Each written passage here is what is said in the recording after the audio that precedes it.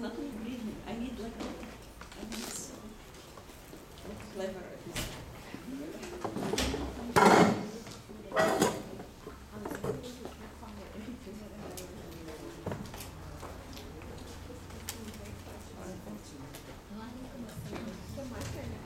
The sign. السلام عليكم ورحمة الله. بسم الله الرحمن الرحيم. الحمد لله رب العالمين. صلى وسلم على نبينا محمد وعلى آله وأصحابه أجمعين وتبعهم بإحسان والدين أما بعد. So inshallah, as usual, we're going to start by some of the names of Allah subhanahu wa ta'ala and His attributes. And I think I might try to take two for sure, inshallah, but see if we can take a third one. Actually, I think we'll just leave that to you, perhaps. Because we don't know if we have time to go to the third one. Because to be honest, I want to finish the angels today, so I can have at least next 2 weeks to finish the jinn, inshallah. So we're going to need a bit more time with that. Are you guys okay if we go a bit more than... Usually I only take an hour and 2 minutes. But if we take an hour and 10 minutes, is that okay? Is that okay? Yes. I'm not worried about you guys, I'm worried about the young ones. So they're already shaking their heads, they're like... We are saying. Of course you are the younger ones. The younger ones. You guys okay with that? Ahmad and Faris and Hamza. You guys okay with it? I guess you can leave if you want. Alright, so today inshallah the two names I want to talk about, because a lot of times they're associated together, is a Sami' and a Basir. Okay. Now Sami' is a name and attribute that quite often most of us know. And it can be translated as, or usually translated as, the all-hearing, Sami'. Now once again, if you notice, a lot of these names have come from fa'il. So once again, fa'il, which means just the exaggerated form of the verb. Exaggerated form of the verb. So fa'il, there's fa'il, which is the verb, the fa'il is the exaggerated form of it. So when we talk about a Sami' over here, it's one of those qualities. Now of course Allah subhanahu wa ta'ala's name is one of these names, as-Sami', but it's a quality that's shared between the creator and the creation. Is that right? وَجَعَلْنَاهُ سَمِيعًا بَصِيرًا. We have created them having the sense of hearing and sight. So that's why, for example, in linguistics, when they talk about hearing, now I'm just going to have to mention this as a reminder, the attributes of Allah subhanahu wa ta'ala are befitting of Allah, and our attributes are befitting of us. So similar how there's a difference between the creator and the creation, similarly those attributes are quite different when you attribute them to Allah versus the creation. The creation as an entity are defective. Okay, they have their limits, but Allah subhanahu wa ta'ala has no defect and no limits. Similarly, the qualities and the attributes and the names. So when we talk about the Sami' over here, usually they talk about it as, they say, hissul udhun, the sensation of the ear, right? The sense. And they call it مَا وَقَرَ فِي الْأُذُنُ مِنْ شَيْءٍ, whatever is received or penetrates the ear. Now this is kind of almost referred to as hearing. And most people differentiate between hearing and listening. Is that right? Yes. So maybe perhaps the same thing. There's Sama' and Sami', right? Or Yasma', whatever the case is. So there's like an actual person who can sense the sounds, but an individual who is actually listening and interpreting and understanding. So at two different levels. But also in the Arabic language, by the way, Sami'a has another meaning, which comes by meaning that they are responding. So for example, when we say Sami'a Allahu liman hamida, we all say this. Where do we say this? Hamza. When do we say Sami'a Allahu liman hamida? When you pray, right? When you're elevating from the ruku', we say Sami'a Allahu liman hamida. So does it mean that Allah listens to the one who gives him praise? Is that what it means? No. It means that Allah responds. Right? Istajibu liman hamida. Allah responds to the one who praises him. This is what Sami'a means. So Sami'a over here can have those two meanings depending on the context. One is actually to be able to listen and hear. The other one is to respond. Because when you receive something, you're responding to it. That is two different things. Now, obviously, this is Sami'a has been mentioned in the Quran approximately 45 times. one of the ayahs, رَبَّنَا تَقَبَّلْ مِنَّا إِنَّكَ أَنْتَ السَّمِيعُ الْعَلِيمُ. إِنَّ اللَّهَ سَمِيعٌ بَصِيرٌ. So different various areas, Allah سَمِيعٌ قَرِيبٌ, إِنَّهُ سَمِيعٌ قَرِيبٌ. But when we're talking about Allah subhanahu wa ta'ala as an attribute and a name, attribute of Allah subhanahu wa ta'ala, the Imam Khattabi said, as-Sami' over here by the meaning that he hears Allah subhanahu wa ta'ala, that he listens, except that it is more exhaustive of its description, in complete form, in an exaggerated form, that he, Allah subhanahu wa ta'ala, hears everything. Okay. What is mentioned in secret, when we say secret, what does that mean? When we say يَعْلَمُ السِّرَّ وَأَخْفَى, what does sirr mean? Hidden? No. Akhfa, which is more than hidden. Sirr, I guess you can mean hidden, but okay, I'm going to tell you this. Because sometimes people don't realize this or understand this. When they say, recite sirran in salah, what does that mean? It means that you don't move your lips. No, nobody can. It's almost like a whisper. Okay, you only can hear it. This is a sirr. Okay, so over here it's saying that Allah subhanahu wa ta'ala yasma'u sirra wa najwa. And najwa is when two people are kind of conversing together in a low sound or a low voice. However, Allah subhanahu wa ta'ala, when we refer to this attribute, we're saying that for Allah subhanahu wa ta'ala, whether it's in the sirr form or in the loud form, they're both equal to Allah. For human beings, it's a bit different, right? We have more of a harder time trying to, we strain ourselves, we try to listen or hear somebody who's whispering as opposed to somebody who's loud. But for Allah subhanahu wa ta'ala, because of the complete attribute, for Him, they're both the same. Okay. Now, one thing that has to do with this also is that when we talk about when Allah subhanahu wa ta'ala, when we say that He is Sami' and that this is all equal to Him, and then Allah responds to it, but put it this way. Allah, as human beings, just a difference between it. Allah subhanahu wa ta'ala can hear everything and all things at the same time. Is that clear? This is different than when there's too much noise, we can't differentiate things from each other. Allah subhanahu wa ta'ala is not like that. This is why He is Sami'. So it's not just that Allah subhanahu wa ta'ala hears the najwa and the sirr. Even this is mentioned in the Quran. Aisha had mentioned, she said, سبحان الذي وسع سمعه كل شيء. And she said, far as Allah subhanahu wa ta'ala from defect, the one who hears or is hearing encompasses everything. And then she talks about the verse of al-mujadila, the one who is arguing against her husband or for her husband, the one who is called the khawla. So what happened was that her husband had said something that is dihar. Dihar means that you have prohibited your wife upon yourself. You said that she is like my mother, right? Or that she's like my sister. So you had made her haram for you. It's called dihar. So she was talking to the Prophet ﷺ, and she was saying, I was in the room and I could not hear what she's saying, but Allah subhanahu wa ta'ala says, قَدْ سَمِعَ اللَّهُ قَوْلَ الَّتِي تُجَادِلُكَ فِي زَوْجِهَا. Allah subhanahu wa ta'ala has heard the one that she is tujadilika, she's arguing for her husband, or on behalf of her husband, or against her husband. So essentially when we talk about this attribute, it just means that Allah subhanahu wa ta'ala hears everything, whether it is in whisper, low volume, or high, hears all things at the same time. Nothing is indistinguishable to Allah subhanahu wa ta'ala in terms of hearing. Now when it comes as believers, how does this affect us? Right? So obviously when we hear this, it affects us by we know that we believe that Allah has this attribute.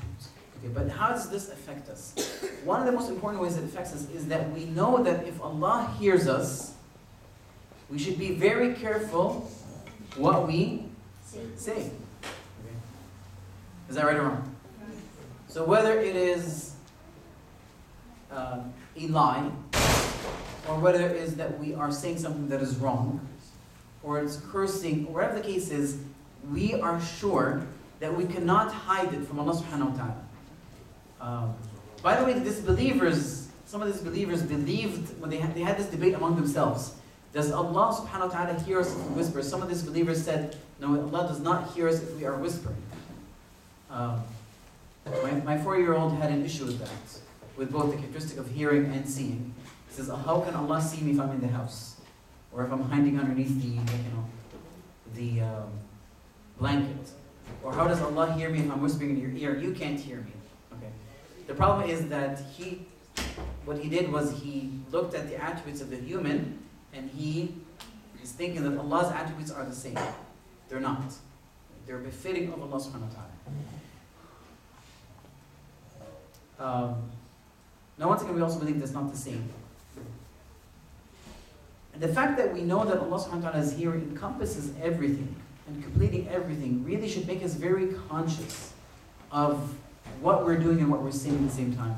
It will make us shy away from saying things that would anger Allah subhanahu wa ta'ala or displease Allah subhanahu wa ta'ala. But it would also make us have a strong belief that no matter what we say, if we're saying the truth, Allah knows that we're saying is right, irrelevant of what people are saying. We know that if we are making dua, Allah subhanahu wa ta'ala hears us. Whether we are yelling, we don't need to yell actually. Right? The Prophet ﷺ was one time walking with the companions while they're traveling, and they were, their voices were going a bit louder with the tasbih. And he said, "Arbi'u ala anfusikum," have calm down, have ease, mercy on yourself. إنكم تدعون سميعا بصيرا. You are calling out to a person who's all hearing, all seeing. So there's no need to be loud. Okay? Allah is aware of what you're doing. Now one thing is also that Allah subhanahu wa ta'ala doesn't just hear different things at the same time, but also all languages to Him are equal. One of the most amazing sights is Arafah and Hajj. Is that right? Millions at the same time are calling to Allah subhanahu wa ta'ala. Allah subhanahu wa ta'ala is not distracted from any of them. They're calling to Allah, each with their own need, at different volumes, but also in different languages. Allah hears all these things at the same time and equally. Now this gives us reassurance that no matter what happens, Allah subhanahu wa ta'ala always listens to what we're doing. It's not just does hear us, but He also, the second meaning of Sami'a, that He responds to our plea and dua. Alright, I'm gonna stop there. It's kind of like a nice comment that they said these attributes in Arabic. They say, وَذَلِكَ تَنْبِيهٌ لِلْعَقْلِ وَتَذْكِيرٌ. This is a reminder to the one who has intellect to watch himself and what comes out of him, out of his mouth, and out of his action. Because his Creator, his Lord, there's nothing hidden from Him. All sounds reach Allah subhanahu wa ta'ala. And Allah subhanahu wa ta'ala encompasses all sounds.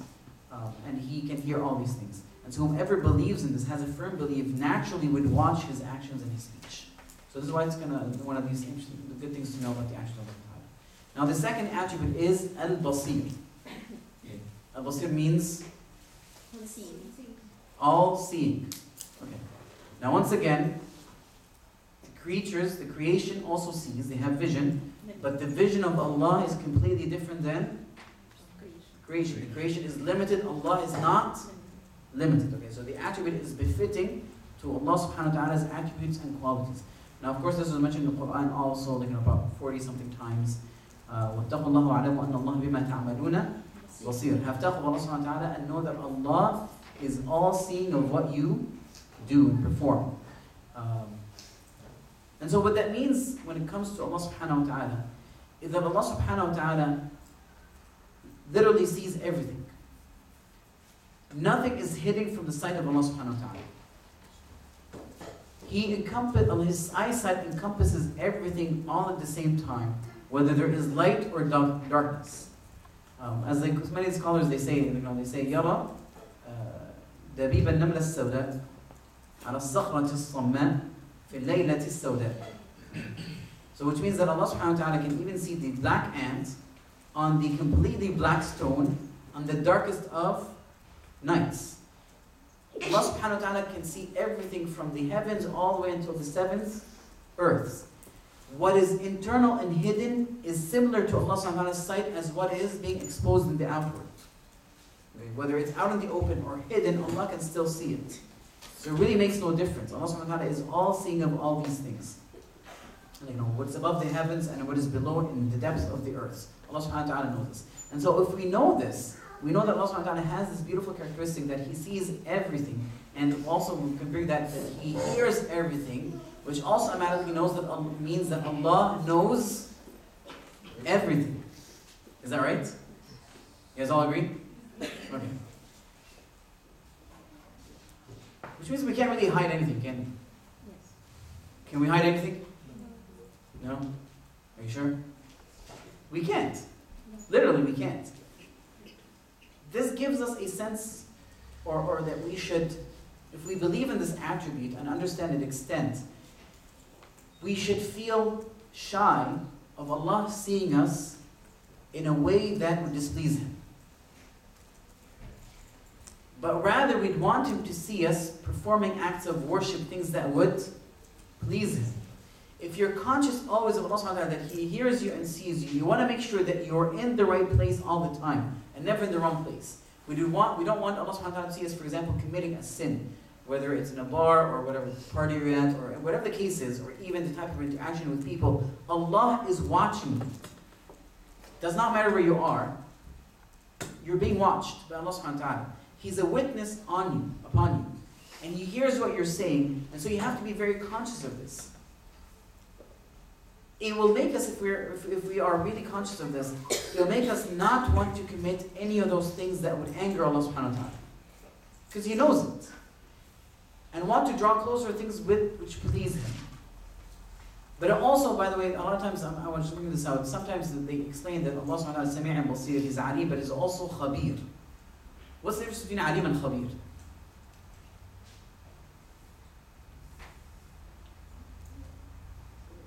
Is there a difference? By the way, they're two different names. Yeah. Which means there has to be a difference. Right? Al-Alim al-Khabir, right? So what's the difference between Alim and Khabir? Maybe Khabir goes beyond not only knowing what's in your chest, but what you're going to think about it even later, what's going to happen, what's the consequences of what you're thinking or your actions. So you're trying to give it an additional meaning, right? Yes. That is true. Khabir has a more additional meaning. So for example, Ibn Ghazali said, Khabir it has the meaning of knowledge. However, when knowledge is associated with something that is hidden, more intricate and detailed, then it's Khabir. Is that clear, everybody? When this knowledge has to do with things that are the unseen, some things that are very detailed and intricate, then it is Khabir. So it has a more of an additional meaning to ilm. Of course, Allah subhanahu wa ta'ala is all knowledgeable, but is also knowledgeable of all the details, all the things that are hidden. So He knows, the deeper of things. That's why we say Allah subhanahu wa ta'ala knows what is in the depth of the earth, because He sees it. Allah subhanahu wa ta'ala knows of it. Now, knowing that Allah subhanahu wa ta'ala is seeing, it also affects us because it also makes us settled and give us tranquility that He sees our affairs. So if we're ever wronged, we are rest assured that Allah subhanahu wa ta'ala saw everything that happened and heard everything that happened. And so our rights will never be lost. Justice will always be given, not necessarily in this world. This world is not meant to have justice prevail in it. And we have to understand this. Complete justice in this world is absolutely unattainable. We are asked to do as much as possible. But never think that justice can be attained completely 100%. Because this world is a time of tests and trials. Complete justice is only attained in the Akhirah. Okay. Now this deals with the issue, I think one of the sisters asked last week of evil in this world. This partly addresses this issue to some extent. Because you're mistaken if you think everything has to be settled. It's not, it doesn't work that way. Alright, I think I'm going to stop here with this name. I wanted to, next week inshallah we'll try to do Al-Hakim inshallah. Because I want to switch inshallah to the angels. Alright, so where did we stop last time? We're still talking about the relationship of the angels with humans, is that right? Yes. This is the general relationship. Yes? Okay. Did we talk about... With Prophet Muhammad I think we talked about it. Yeah, Did we talk about the angels writing the hasanat and sayyat? Yes? Did we talk whether they write the actions of the heart or not? We did? Did we not?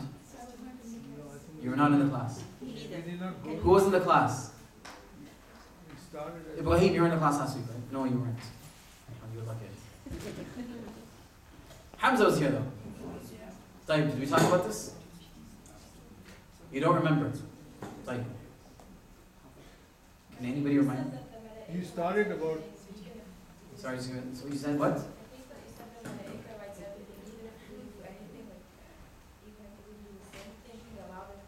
Okay, good thinking about it. So the thoughts in your head, that's true. So this is called so the actions of the heart, the intentions. Okay. So they do write the intentions, right? And I mentioned the hadith, إذا هم عبدي, if my servant intended to do something, whether it's right or wrong, if it's wrong, then refrain until he does it. If he stops, then write in hasana. But if he intended to do something that is good, it's still intention in the heart only.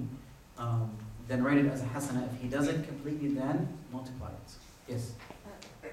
I heard that, I don't recall the exact verse, but I was going to ask about it actually. When Abu Bakr Siddiq heard from the Prophet ﷺ the verse that means that Allah subhanahu wa ta'ala will account us on what's on our chest. And he asked the Prophet, how come it's like different than our actions? And then Allah subhanahu wa ta'ala, or the Prophet clarified that it's not going to happen like that. No, it's Allah subhanahu wa ta'ala, we're not going to. Do you remember the verse? No, I don't. Find out the verse and then inshallah. Because I'm trying to figure out which one, and I think it does have an interpretation, but I can't remember the verse right now. So if you find out, let me know. But the meaning, brother, like really, it's not what's. No, it's. I think it was hinting to something else. It's hinting to the passing thoughts. Al-ham is now from a passing thought to an intention. Yeah. Intentions are in the heart. I did not speak, I did not do anything yet. But the angels are ordered to write that intention. So it means that they do know this intention. So we're accountable for that intention, not for the passing thoughts. Okay? So this is kind of, but I want to make sure that this is what I'm talking to. So I just wanted to know inshallah the verse if you find out. Okay, so I think we stopped at one of the, so by the way, these are the general interactions of the angels and the humans generally. There is, I don't know if we talked about their interaction with believers yet or not, but they have specific interaction with believers and with non-believers. They have a certain interaction. So we're going to go into that inshallah. So one of the general behaviors of the angels is that they also call the slaves of Allah subhanahu wa ta'ala to do good. Okay? And this comes from the hadith of the Prophet sallallahu mentioned Sahih Bukhari, Abu Hurairah anhu, when he said, there isn't a day that comes that the slaves wake up in the morning, إِلَّا مَلَكَانِ يَنْزِلَانِ, except that two angels descend. One of them would say, فَيَقُولُ أَحَدُهُمَا اللَّهُمَّ أَعْطِ مُنْفِقًا خَلَفًا. One of them would say, oh Allah, give a person who spends for the sake of Allah subhanahu wa ta'ala, khalafa, which means a better replacement. Replace something good for him. And the other one would say, Allahumma a'ti mumsikan talafa. Oh Allah, give the person who withholds from spending for the sake of Allah subhanahu wa ta'ala, talafa. Talafa, which means that it will ruin what's in his hand. It will go to loss. Okay. So these are some of the angels that they are calling to people to do something that is good. This is in the additional, by the way, to the accompanying angel that we have. Because remember we said we have an accompanying angel and accompanying jinn. We're talking about that, right? We talk about the cartoon, they have these, usually the angel and the devil. They're not like that, but same idea. Now some of the angels' type of relationship is sometimes Allah subhanahu wa ta'ala would send angels to test, not necessarily all of us, but in occasions to test people. Would test with something. For example, in Sahih al-Bukhari, you guys all know the story of the three individuals, the one who had leprosy, the one who was bald, and the one who had was blind. Do you guys know the story of these three individuals? Whoever knows it, raise your hand. Okay, 1, 2, 3. So most of you don't. So this is like al-aqra wal-abras wal-a'ma.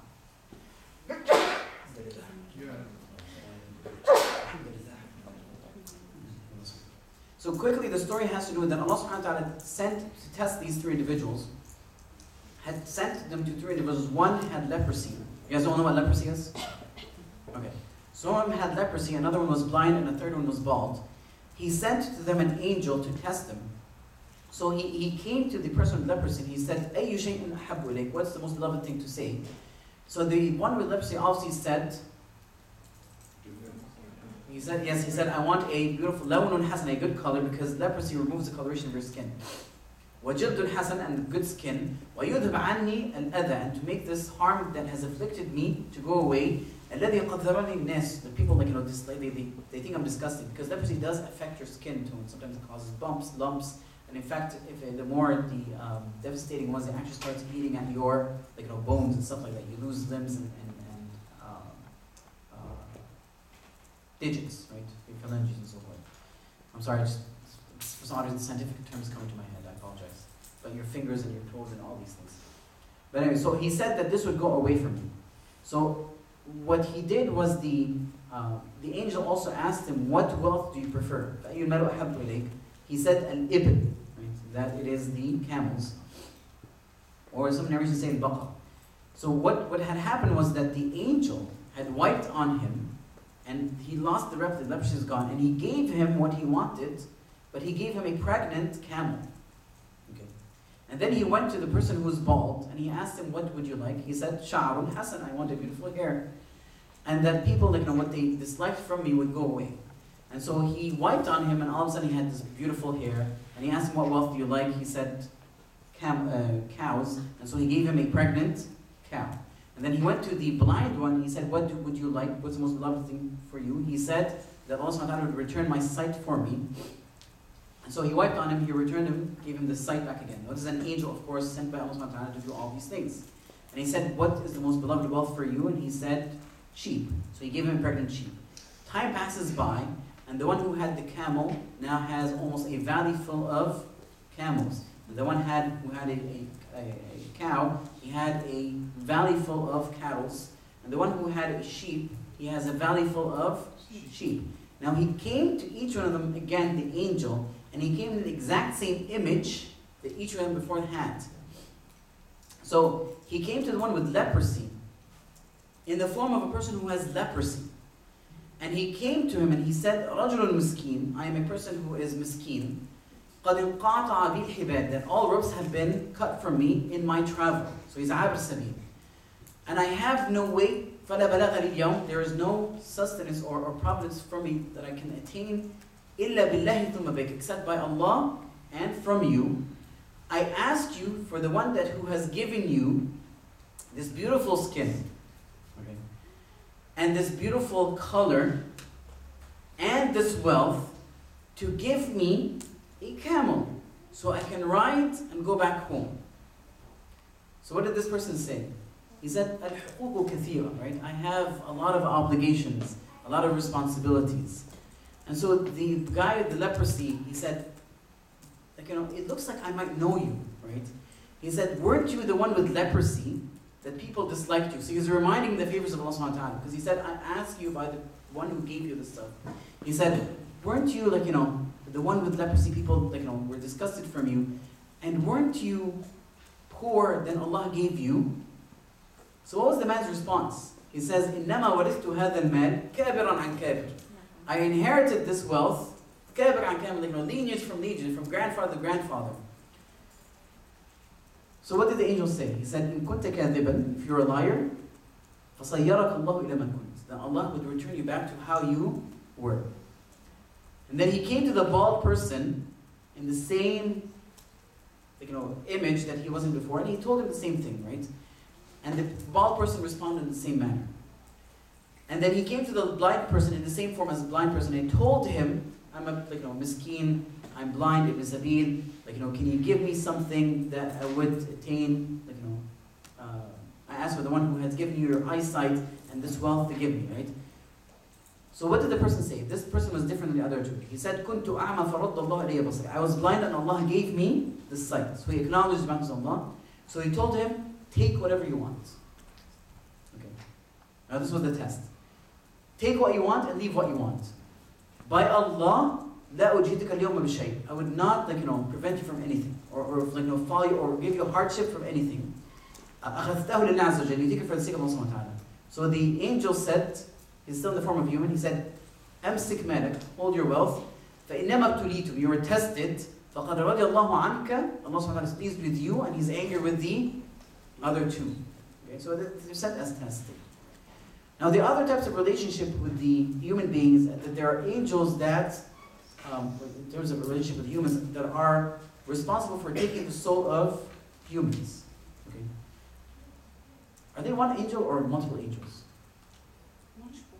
Multiple, not one angel? Are you sure? There's one Malak Maut, right?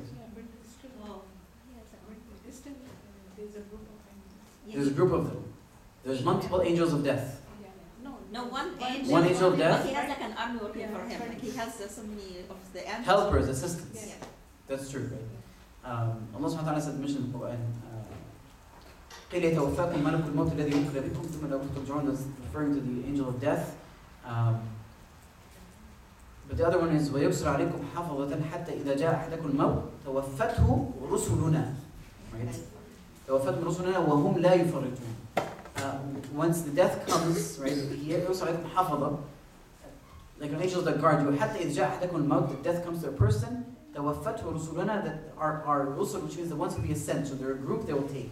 And we all know this, that a person who's at the end of, like, when he sees the time, I don't know if you guys know, but at the time of death, okay, the moment of your death, Allah subhanahu wa ta'ala said, فَبَصَرُكَ الْيَوْمَ حَدِيدٌ. Now you see everything clearly.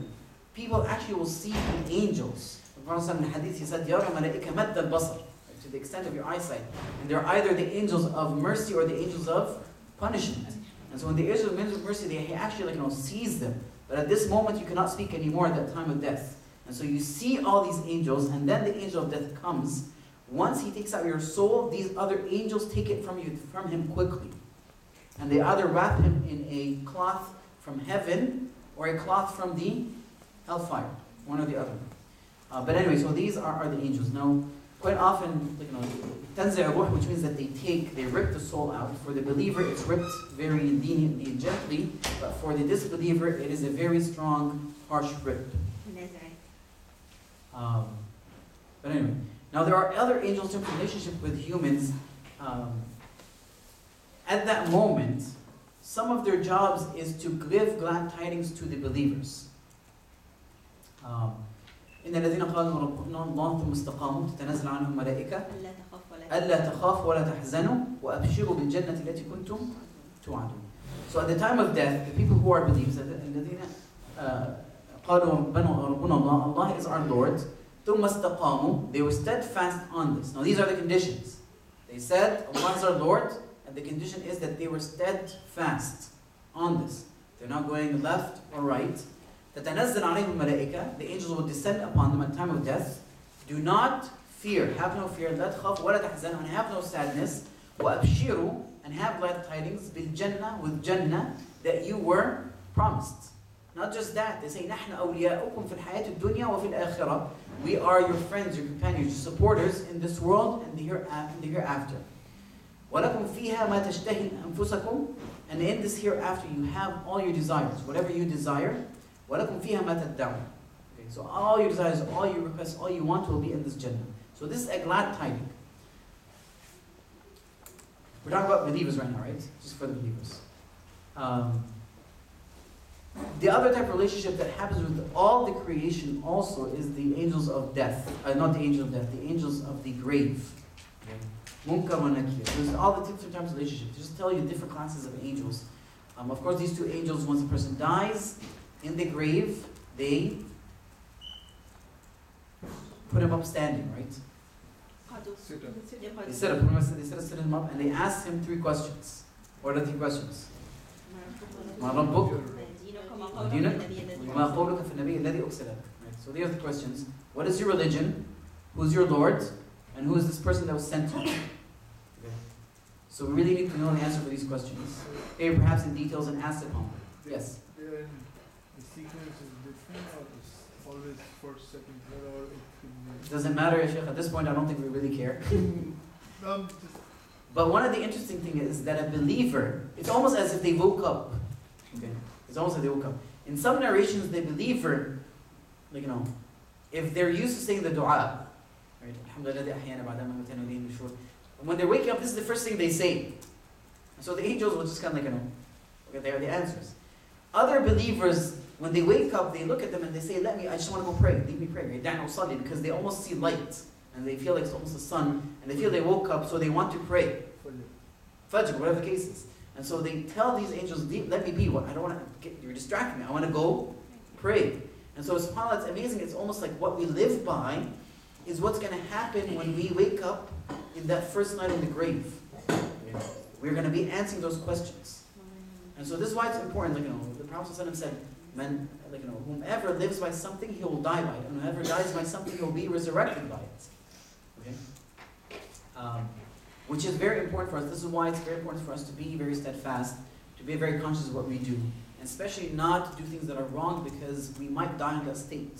This is why one of the most important dua is that we ask Allah subhanahu wa ta'ala to seal our life with good deeds.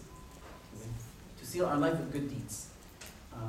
And some of the dua is allow our best of deeds to be our final and last deeds. Alright, so this is the angels. Now, there are more specific relationships. Now, we were talking about over here just the relationship of the angels with all human beings, but with the believers, angels have a more specific relationship with the believers and with the disbelievers. They're distinct, they're separate relationships. And once we mention over here, this is all, everybody, but angels do have a specific relationship with the believers. One is that they actually do love the believers. And I mentioned this hadith before, right? When Allah subhanahu wa ta'ala loves a person, He nada ya Jibreel, ya Jibreel, inni uhibbu fulan fa ahibba. You guys remember this hadith? Oh Jibreel, I love so and so, so love him. And so Jibreel calls to the angels of the heavens, and so they love this individual. So the angels actually do love the believers because they are obedient to their Lord. So this is more of a specific relationship. The angels actually go further and try to direct the believers to doing good. Now this is from a hadith narrated in the Sunan al-Tirmidhi and Ibn Majah. It's taken from that. Now this is a specific case, but generally speaking, it's taken from that. So for example, this hadith has to do with a person who is seeking out to be a judge or a ruler, something of a high rank status. So the Prophet ﷺ said, "Man sa'ala al-qada, wukkila ila nafsi." Whomever is chasing and following and asking to be a judge, because the judge is a very high status, okay, then he will be left wukkila ila nafsi. He will be left for his own vices. He will not be helped. وَمَنْ أُجْبِرَ عَلَيْهِ, who was ever forced to be in that position. Because quite often, at least a long time ago, when many of the scholars, the rulers need judges, so would go to the scholars and ask them, can you be a judge? They never chase it, but they're forced to be judges. If they're forced to be in that position, whether forced by a ruler or because there's nobody else that is suitable for that position than them, then it becomes an obligation. This is how we examine for understanding. We understand Yusuf alayhi salam, when he told an Aziz, he said, اجعلني على خزائن الأرض إني حفيظ عليم. Right? Make me the person who is the treasurer. I am hafiz, which means I will protect it. Okay? I will guard it. I mean, I am trustworthy. Yusuf alayhi salam knew that he has this characteristic and they needed this. So sometimes you're forced to take this position because people need you there. There's nobody who can fulfill that better than you. If you let somebody else, this trust will be lost. And so if you're forced in that position, Allah subhanahu wa ta'ala, the Prophet said, "When ujbira alayhi, yunzil Allah alayhi malakan." Allah subhanahu wa ta'ala will allow an angel to descend upon him, فَيُسَدِّدُهُ. He will direct him to what is beneficial for him, right? To what is right from what is wrong. How that happens, Allah A'lam. Okay? How that happens, Allah A'lam. Now one of the relationships that angels specifically have towards the believer is that they make dua for them. Can you imagine the angels making dua for you? This is from the verse in the Quran, right? هو الذي يصلي عليكم وملائكته. Right? Allah subhanahu wa ta'ala passes the salah upon you and His angel يخرجكم من الظلمات إلى النور. Right? To take you out of darkness into light. وكان بالمؤمنين رحيما. And He was merciful upon the believers. Now when we talk about, of course, إن الله وملائكته يصلون على النبي, we say all these things, but Allah subhanahu wa ta'ala, we say Allah gives His salah upon the believers. What does that mean? Allah is making dua for the believers? It indicates mercy, but it also indicates that Allah subhanahu wa ta'ala is praising you in front of the angels. And if you're praised, it means obviously that you would have mercy. As-salah from the malaika, it means their dua for the believers. So the angels are making dua for the believers. Now there are specific actions that if we perform, the angels will make dua for us. Do any of you know some of these actions? There are specific actions, if you do and perform, the angels will make dua for you. If you, sorry? Spend in the way of Allah. Spend the day of subhanahu wa ta'ala. This is before that, that's true. Okay. Anything else? When you go to visit the sick. When you go to visit the sick. When you pray to other persons. Sorry? When you pray to other persons. When you Pray to other persons. make dua for somebody else, this is ta'meen, they make, like, they say, وَلَكَ بِمِثْلِ. So if you make dua for somebody else, the angels make dua for you, say you have the same. What was the first one? I didn't hear it. What was the first one? First one is infaq, which means spending for the sake of Allah. When you recite the Spending. Quran or make zikr, salah on the Prophet ﷺ, or recite the Quran or zikr. Okay. They make dua for you. They're around, they come. Because they enjoy the company and hear the Quran from you. So Okay. And then we do. What about the ones who go frequently to the masjid? That's one of them, right? People who teach others goodness. These all comes from a hadith, right? So for example, this one is in Sunnah Tirmidhi. The Prophet said, إِنَّ اللَّهُ وَمَلَائِكَتُهُ حَتَّى النَّمْلَ فِي جُحْرِهَا وَحَتَّى الْحُوتَ فِي الْبَحْرِ لَيُصَلُّونَ عَلَى مُعَلِّمِ النَّاسِ الْخَيْرِ. That Allah subhanahu wa ta'ala and His angels, even the ant in its جُحْرِهَا, which means it's kind of a hiding place, I guess. وَحَتَّى الْحُوتَ فِي الْبَحْرِ, even the fish in the ocean, لَيُصَلُّونَ عَلَى مُعَلِّمِ النَّاسِ الْخَيْرِ. They make it musalluna, of course, for Allah and from the angels, and the one who teaches people good. And whether it's the Quran or the hadith of the Prophet ﷺ, but anything that is good. The ones who come often to the masajid, the angel will say, Allahumma salli alayhi, Allahumma arhamhu. Oh Allah subhanahu wa ta'ala, salli alayhi, which means praise him, the angels have mercy on him, warhamhu, and have mercy upon him. The angels, for example, if people, they pray for the ones who are in the first row for men. Okay? إِنَّ اللَّهُ مَلَائِكَتُهُ يُصَلُّونَ عَلَى الصَّفِّ الْأَوَّلِ. So this is why it's important, if you can be in the first line, don't let anybody beat to it. The Prophet ﷺ said, if people knew the benefit or how much virtue there is in the first line, they will not be able to solve their fighting except by drawing. Okay? Not drawing, but they actually draw who would be in the first line. It's like flipping a coin. Okay? The ones who remain between prayers. If it's Dhuhr time and then there's Asr time, if you remain in there, and you remember Allah subhanahu wa ta'ala, the angels make dua for you. This is also from the hadith of the Prophet in Sunnah Nisa and Abu Dawood. The Prophet said, إِنَّ الْمَلَائِكَةُ تُصَلِّي عَلَى أَحَدِكُمْ مَا دَامَ فِي صَلَاتِ مَا دَامَ فِي مُصَلَّى. مَا دَامَ فِي مُصَلَّى. That the angels make dua for you as long as you are remaining in musalla الَّذِي صَلَّى فِيهِ. When you pray and you stay sitting, not just between prayers, but even if you pray and you sit a little bit, as long as you're in that position, the angels make dua for you. This is why we should not be so hasty in getting up. Give yourself some time, okay? Once you finish your prayers, sit down, do the adhkar, right? When you're doing that, you're getting hasanat, but also the angels are making dua for you. You're not, quite often, if you occasionally have to do it, that's fine. But it should not be your habit. You should not be praying and getting out. It's almost as if you cannot stand being in this place. This is bad. It's not a good thing. As if you have something more important. Stay for a few minutes, 2, 3, or 4, or 5. The longer you stay, of course, the better it is. As much as you can. The angels would actually ask mercy for you as long as you do not madam yuhdith. There's a different madam yuhdith, which means commit a hadath. There's different interpretations from the scholars. One of them means one that you don't break your wudu. The other one is as long as you don't do something that is wrong. They would say, Allahumma aghfir lahu, Allahumma arhamhu. Oh, Allah forgive him, Allah have mercy on him. Ones who, sometimes when there's gaps in the rows, the ones who fill in the gaps, the angels make dua for him. The ones who actually make suhoor at night, before they fast, the angels make dua for them. The ones who pass their peace and blessings upon the Prophet ﷺ, right? They make dua for them. The ones who visit the sick, somebody had mentioned this, right? When you visit the sick, they make dua for him. Now, does the dua have a consequence on us? When they make dua for it, does it affect us? How does it affect us? We'll get the mercy from the Samantha. Okay. Maybe your du'as will be accepted for whatever you've asked for. They're an angel, right? Yeah. Now, by the way, remember the ayah I mentioned? هو الذي يصلي عليكم ملائكته. What's the following one? يخرجكم من الظلمات إلى النور. So that's the effect of it. To take you out of darkness into light. It does have an effect. It's not that it doesn't.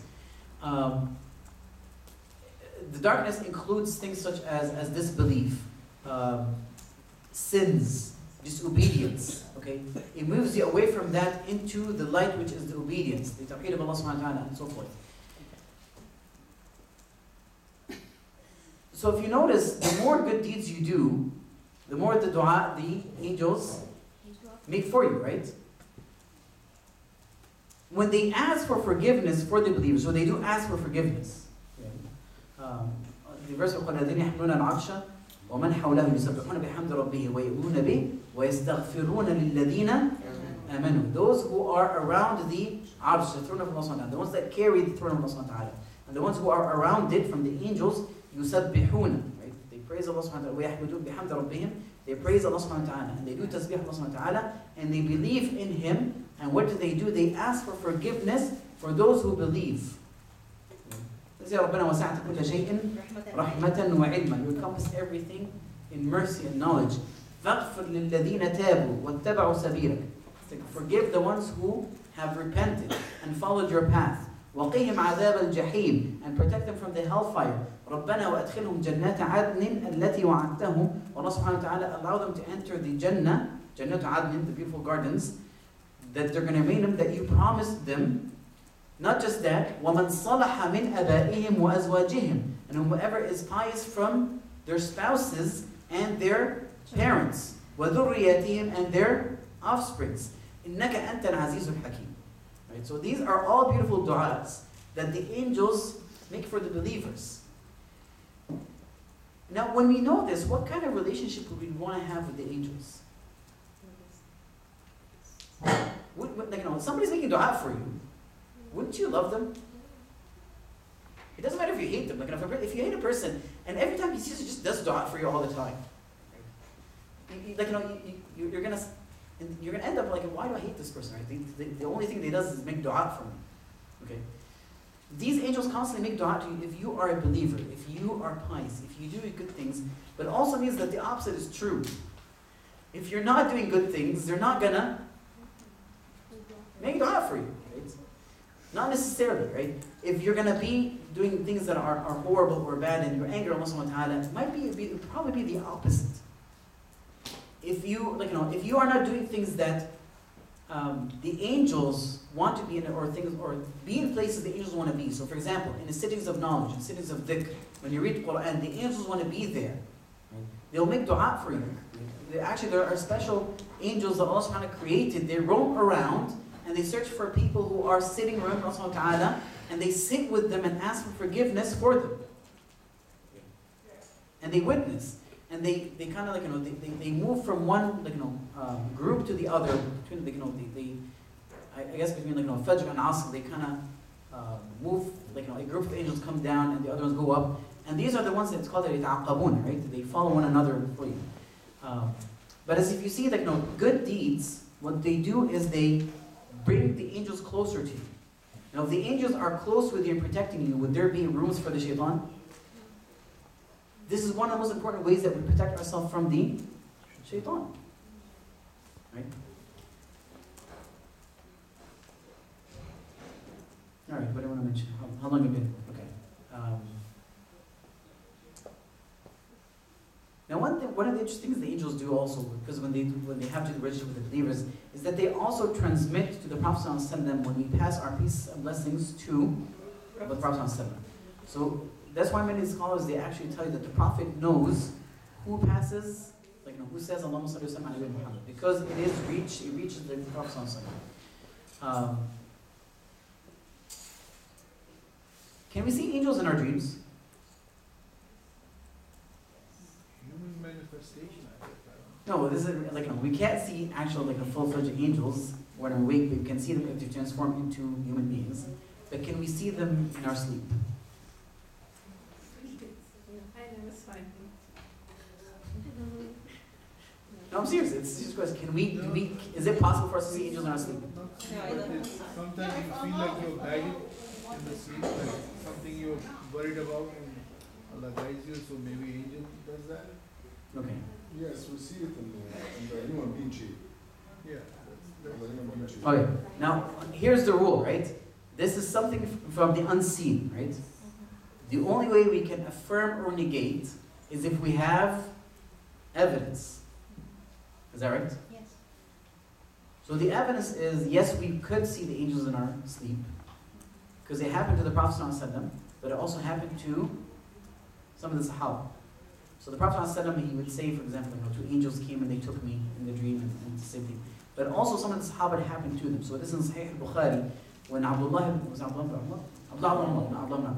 Umar, when he said that the Prophet ﷺ would ask who had seen a ru'ya, whatever the case is, but he described his ru'ya. He said, I was a young person, and he was sleeping in the masjid, and he saw a ru'ya, رَأَيْتُ فِي النَّوْمِ كَأَنَّ مَلَكَيْنَ أَخَذَانِ, as if two angels have taken me, right? And they showed him, they showed him to the hellfire, and he saw the things in there, and he asked, seek refuge from them, and so they took him away from it. But he described how he saw the angels in the sleep, and the Prophet ﷺ had affirmed it, and he had interpreted the dream for him. So yes, it is possible for us to see angels in our dream. Okay? But I think we have to be pious people like Abdullah ibn Umar. Maybe perhaps to see these things. Allah Alam. But yes, it is possible. All right. Feeling is possible. Say what? When anything find help to we feel that Allah angels help you. Sometimes happen unexpected. That you feel like angels help you. Listen, usually any time that you have you're sitting there and a good thought passes by to do something that is good, quite often this is the angels encouraging you to do something good. Right? But to feel it as physically, this is something else. Sometimes we are awake. I'm not saying sleep, this is when you're awake, In yes. the morning, Yes. for the Fajr, sometimes we sleep after alarm, but You wake up by yourself. Awake. Yeah, but they are waking you up because it's time for prayers, right? They help you, they direct you to what is good. Alright, now some of the other relationship with the believers specifically is that sometimes angels come to witness the burial of a pious person. Yes. They sometimes come to witness a burial person. So a good example of that is Sa'd ibn Mu'adh. Sa'd ibn Mu'adh, when he had died, the Prophet ﷺ said that the doors of the heavens, فتحت أبواب السماء, have been opened. وَشَهِدَ 70,000 مَلَك. Like 70,000 angels have descended to witness the burial of Sa'd ibn Mu'adh. Okay. And so this is, the angels also would come witness. Now, also other relationships with the believers, that the angels would also fight with the believers on the battlefield. But by the way, here's the condition, you actually have to be, people worthy of that. We have to be people who are worthy of Allah subhanahu wa ta'ala sending the angels to be on our side. One of the other things that actually has to do also with the believer relationship is that these angels protect Mecca and Medina. So the Prophet ﷺ has mentioned that there are angels that come and that they protect Mecca and Medina. So this specifically was mentioned in the hadith of Masih al-Dajjal, the Dajjal on the day of time. The Prophet ﷺ said, وَلِلْمَدِينَةِ يَوْمَئِذٍ, and Medina that day would have 7 gates. سبعة أبواب. على كل باب منها ملك. On each door of them there is an angel. And so this is why the Dajjal, another hadith, when he said that I am approaching time where I'm going to come out and I'll go everywhere except Mecca and Medina. I cannot enter it because angels are guarding and protecting it. And maybe perhaps this is why a lot of us sometimes feel peace and tranquility when we enter these two cities. Right? The Prophet ﷺ also had said that believers will almost drag themselves and kind of almost be attracted to those places, similar to how an animal sometimes is attracted to his hiding place. They kind of hide. This is a place of refuge for us. Mecca and Medina. The answer for Ibrahim. Sorry? The answer for dua Ibrahim alayhi salam. Yes. Now, after all this, we mentioned, in terms of relationship with believers, what is our duty? What is our obligation if we believe when we believe in the angels towards the angels? Okay. One of them, obviously, is that we should stay away from sin, because we believe that they are there, that they witness us, that they write down the sins, that they follow one another, that they make dua for us or against us. All these things make us that we should stay away from sins and actually try to increase doing good deeds so that we would surround ourselves with angels more often. Sometimes we don't feel like we don't realize this, but quite often when we sit in the masjid long enough, or we sit Quran long enough, or sit in a place where there is the Prophet ﷺ being mentioned, you feel more comfortable after you're done. This is a side effect of the angels being there and tranquility descending upon us and the mercy of Allah subhanahu wa ta'ala engulfing us. Okay? This is why these are all coming together. This is why we should do this. But also we should stay away from sins or places of sin, because angels do not enter them. Angels do not enter or are with people that commit sins. They leave them. And once again, if they leave them, what's going to come instead? Shaitan. Okay?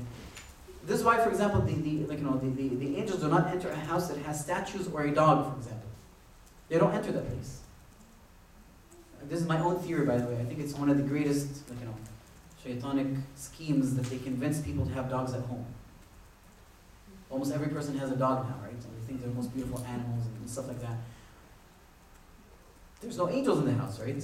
So there's Shaitan has this. This is my theory, by the way, right? I just find it fascinating that almost every other house has a dog, and so there's no angels going to enter that house, and so how are these people will be ever guided? Okay. He had made it easy that they're always there in the first place. But anyway, so we should angels will not be in a place where sin is being committed. So once we commit these sins, the angels leave anyway. Right? Now, one thing we should also be careful of is that we realize that the angels actually are harmed by what harms human beings. So, for example, if there's something that you find stinky, it bothers the angels. This is why the Prophet ﷺ had prohibited us from eating raw onions and raw garlic and coming to the masjid. Right? He said that it harms the angels. In fact, the Prophet ﷺ had ordered a person to be taken out of the masjid and be sent to the baqiyah.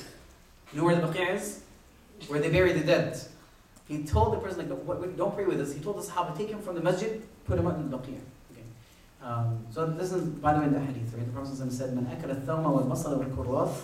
The kurrath is a plant that is very related to the onions. Whoever eats garlic and onions, and the kurrath, which is leek, L-E-E-K, it's a plant that's very related to the onions. فَلَا يَقْرَبَنَّ مَسْجِدَنَا. He should not come close to our masjid. فَإِنَّ الْمَلَائِكَةَ. Verily the angels, تَتَأَذَّى مِمَّا يَتَأَذَّى مِنْهُ بَنِي آدَمَ. That the angels are harmed by whatever Bani Adam is harmful. This is why the Prophet ﷺ, for example, would advise us to do suwak before prayers and before reciting the Quran.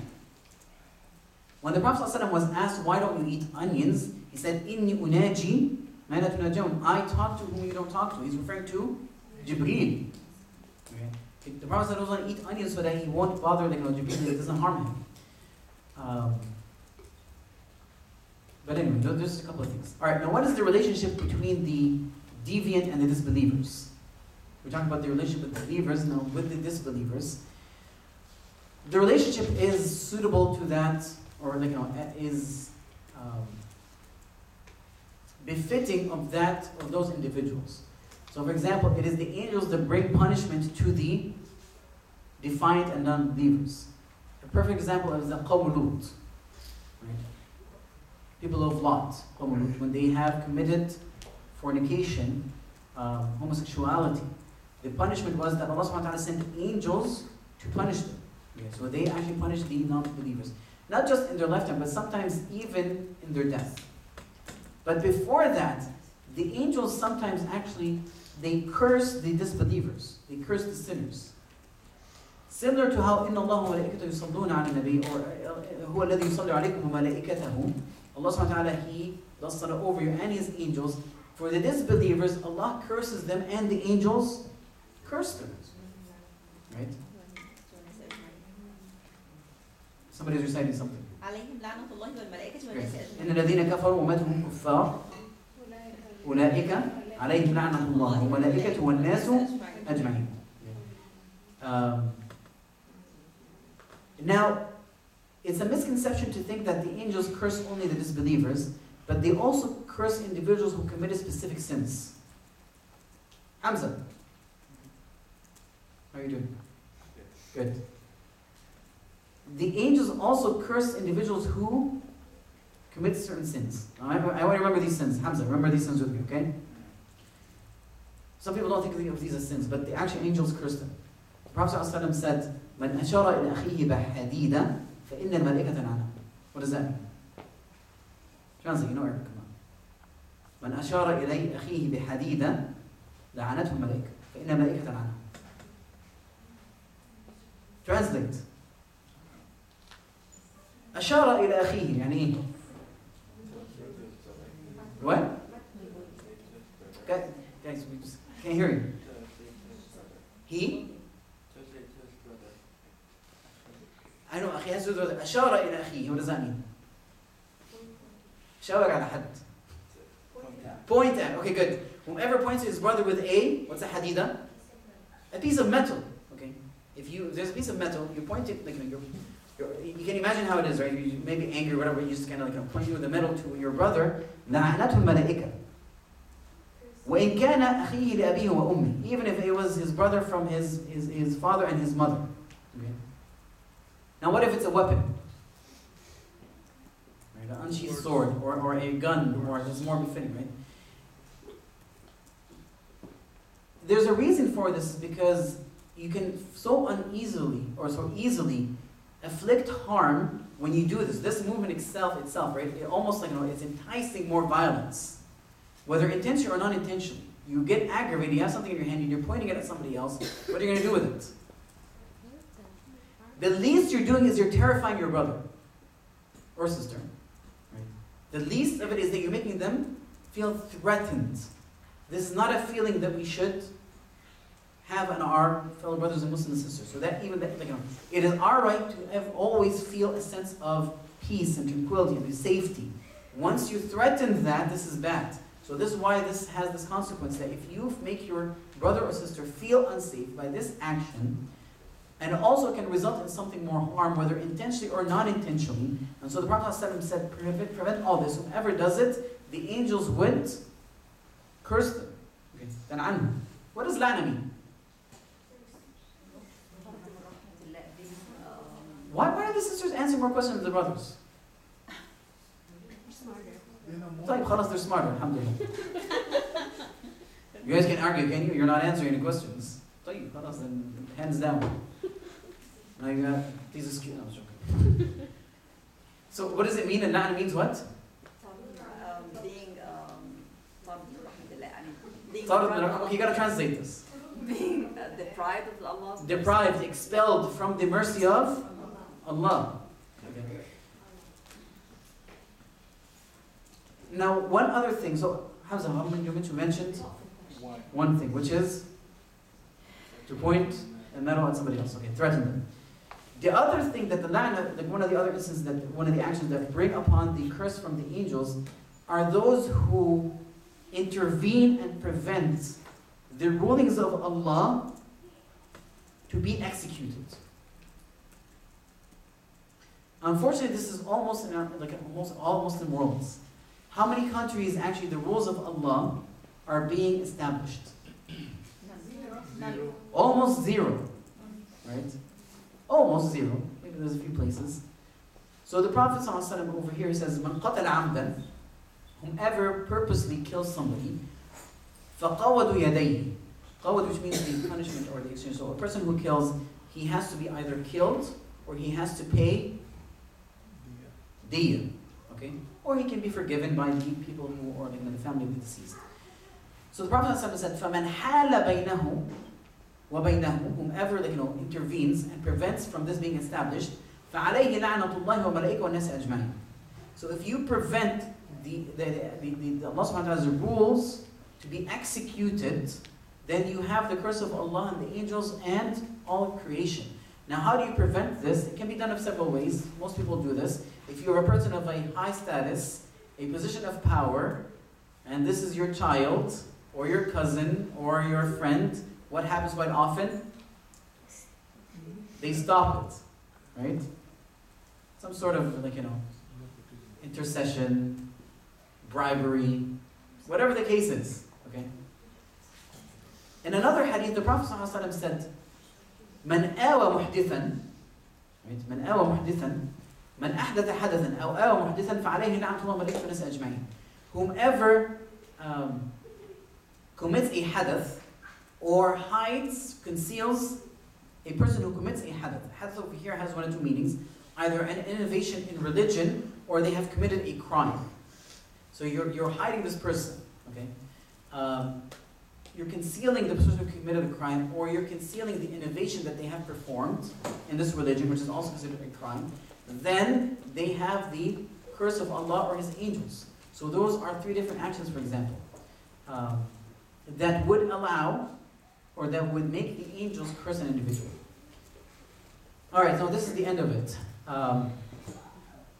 What about the remainder of Creator? Now we just talked about the human, relationship with human beings. Is that right?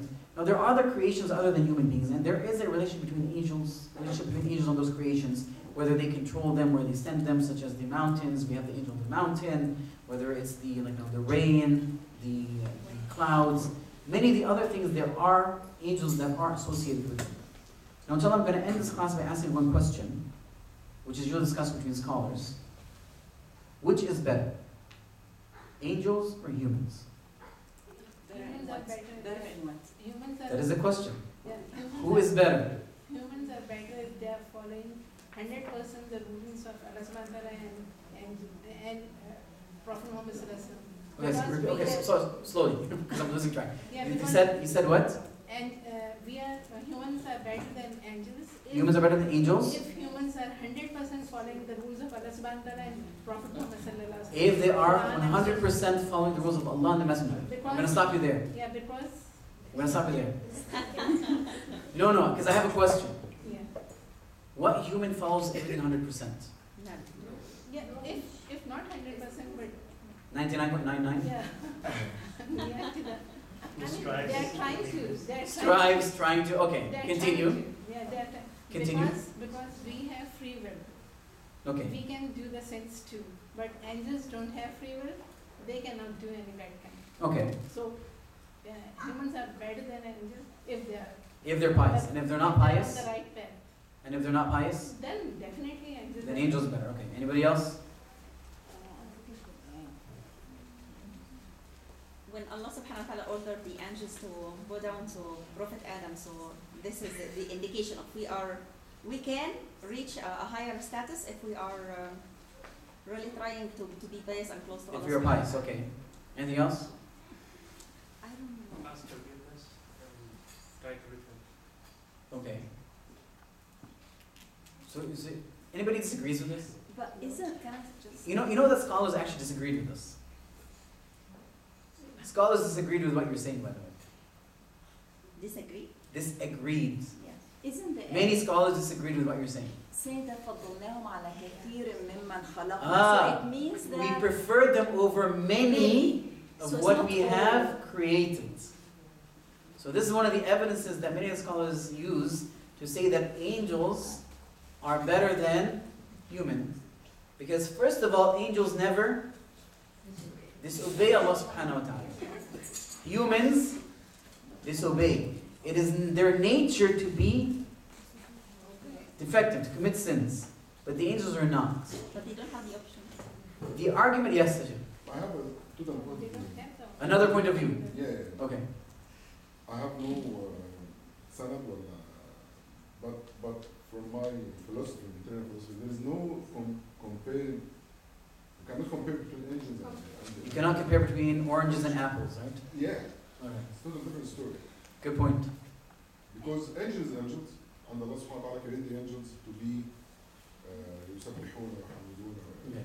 for worship, and create the human beings to make sense and forgive. If لو لم تخطئوا لذهب الله بكم وجاء بقوم يخطئون فيستغفرون. So he's saying they can't compare because each have different qualities, so you can't compare them. Now, and I'm going to tell you this, right? By the way, just bear with me. There are generally overall two groups of scholars with two opinions. One is that the human beings, now overall we're not talking about generally, but yes, that's opinion that the pious, humans are better than the angels. And the angels, well, there's one opinion, okay? The one opinion is that the pious ones are better than the angels. The other opinion is that no, that the angels overall are better than the humans. The only exceptions they take out are the prophets. So our point of dispute over here is not the prophets. The prophets are mentioned to be, between all groups, they are better than the angels. Now the point of dispute is the regular human beings, are they better than the angels or not? One group says the pious are, the other group says no, the angels are always better than the humans. And both recite evidences, by the way, from the Quran and the Sunnah. However, some scholars combine between both evidences. Okay, they combine between them. And they said, so this Ibn Taymiyyah and Ibn Qayyim, they mentioned this. They said that the pious ones are better in terms of their final abode. So not even while they're in this world, but it's when they enter Jannah, is it when they are actually better than the angels. Because the angels will be made to serve them. Okay. So this is why he said, ذلك إنما يكون إذا دخلوا الجنة ونالوا الزلفى وسكنوا الدرجات العلى. And Allah subhanahu wa ta'ala had greeted them, they entered Jannah, and Allah subhanahu wa ta'ala greeted them and gave them, brought them even closer, so this is even closer than the angels. And Allah subhanahu wa ta'ala had, they were able to see Allah subhanahu wa ta'ala, and they enjoyed looking and seeing Allah subhanahu wa ta'ala, and the angels are serving them. However, the angels are better in terms of the beginnings, not the endings. Because from the beginning, right, they are with Allah subhanahu wa ta'ala. They are purified from the sins that, or they are pure of the sins that the human beings commit. Because even if you are a pious person, you still commit some sort of a sin. Minor, major, even even sins considered for your own rights or your status, you still commit those sins. So if we're talking about initially in the beginnings, then the angels are better than the humans. But if we're looking at the endings, then the humans who enter Jannah are better than the angels. And so he said this way we can reconcile all the evidences together. Okay? And we're going to end here, inshallah. This is the end of the angels. Yes, Sheikh. I have a question. You said that angel kind of inspires to do good. Yes. So are they trying to inspire non-believer also? Because sometimes you see non-believer doing something very good deed in worldly manner, like he might help somebody, even Muslim. So is that angel inspiring you, or is it like in nature of the, because Allah put... Sometimes it's their nature. Okay? But the angel will be more concerned not with that small good deed because it's useless in the end. Yeah. Because that one bad deed they have done is erasing everything. To protect another... Maybe to protect another Muslim, maybe Yes. Allah Alam. But Allah subhanahu wa ta'ala is one that stands and provides the reasons for that. So, Allah Alam. But then people also revert, so it's their own nature or... No, not necessarily. Allah subhanahu wa ta'ala obviously, once again, provides all the means possible. Among those means are the angels. Okay? Any other questions? What is the... Sorry, the sister had her hands first. Yes.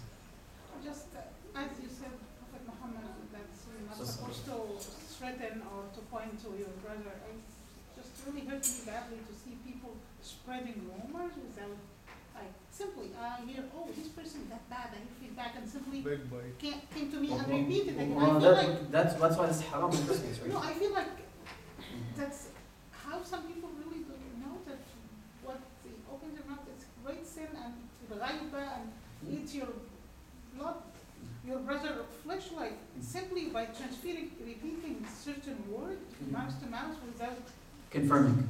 No, you just put some effort in to find out what he said. So I, especially in this Muslim setting, I'm expecting like people not simply to come to me, oh, no, she's bad. So I'll give you one hadith. The Prophet ﷺ said it's enough of a person, it's enough of lying that a person would transmit everything he hears.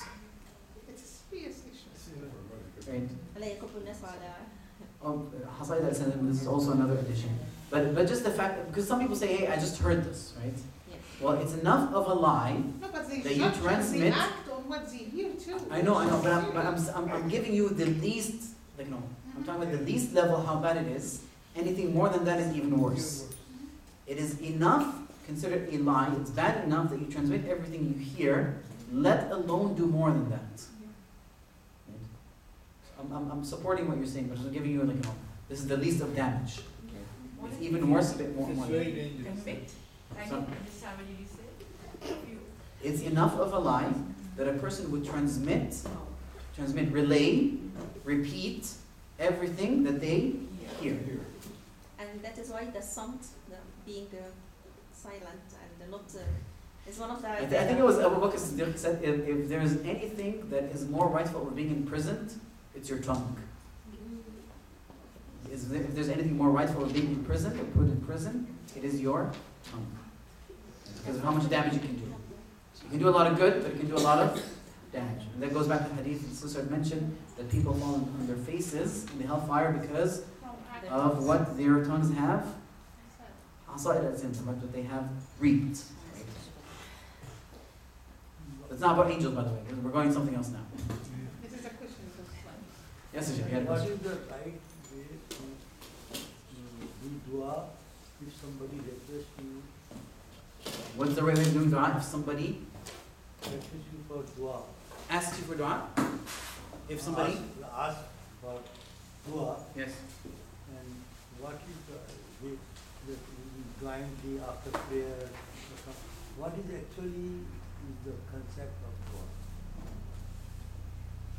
What is the concept of dua? I'm not sure I get the question.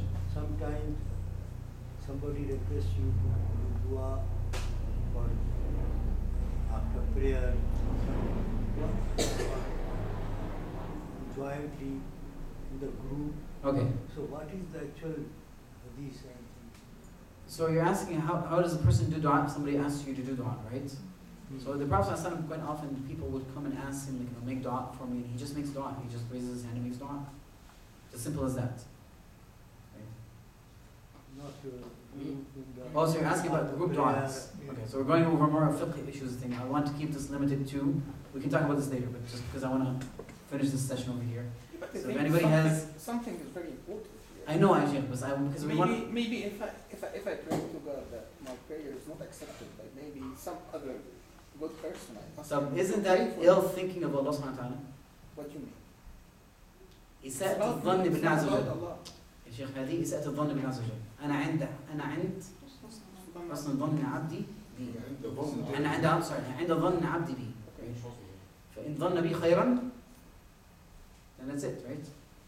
So I am as my servant thinks of me. So if you think, بس الدعاء المستجاب. yeah, Sheikh, It's a condition be picky. I know, but I'll give you all the arguments. All the arguments is this person is a pious person, I'm not a pious person, this person will be accepted. Well, how do you know this is a pious person? Question number one. I don't know. You don't. I assume. So why you're asking? You don't assume, right? If it's a prophet, that's fine. If you ask a person who's thinking that is fine. But it should never be a form of guarantee. It's okay to ask a person for dua. There's nothing wrong with that. I'm not saying. But to give all those excuses might not be a good idea. Do you understand what I mean? You make dua and ask people to make dua also. You should be doing both if you want, right? It's better if you do dua for yourself rather than ask people to do it. Because you don't want your heart to be attached to somebody else. You want your heart to be attached to Allah subhanahu wa ta'ala. But he's talking about something else. He's talking about what is the ruling of group dua. You were talking about something, he's talking about something else. This is why I said, let's talk about this later. Right? Because this is not the point of this halal. I'll answer, inshallah, we can answer this later. But is there any other questions about the halal itself? Yes. The ayah, the verse I mentioned earlier, and Yes. I heard that لله ما في السماوات وما في الأرض وإن تبدوا ما في أنفسكم أو تخفوه يحاسبكم به الله. Okay. So I heard So, it from so if you, so this is referring, so we recite right? Baqarah, Okay, so yes, Surah Al-Baqarah, right? So they said, okay, so this is referring to passing thoughts. Yes. Now? Yes. I know, it's replaced, so no, it's not. When they came to the Prophet ﷺ, listen, guys, that's a pigeon. So when they came to the Prophet ﷺ, when this was revealed, if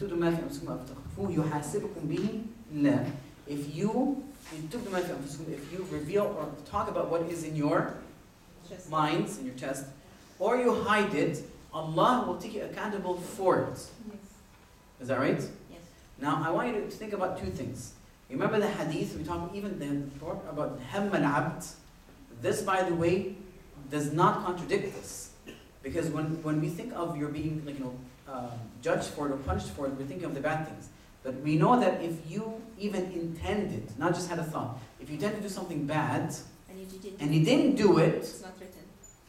it's written actually as a hasana if you left it for Allah subhanahu wa ta'ala.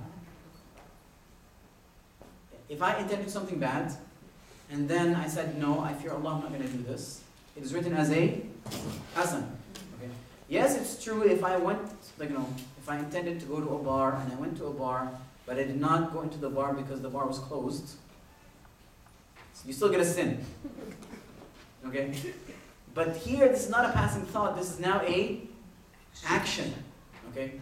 This is different than but when the companions went to the Prophet ﷺ and said, this is something that's heavy that we cannot or are unable to commit to, right? He told them to do what? Not to be like Bani Israel, but to say, أَنَا قُلْتُمْ سَمِعْنَا وَأَطَعْنَا. Right?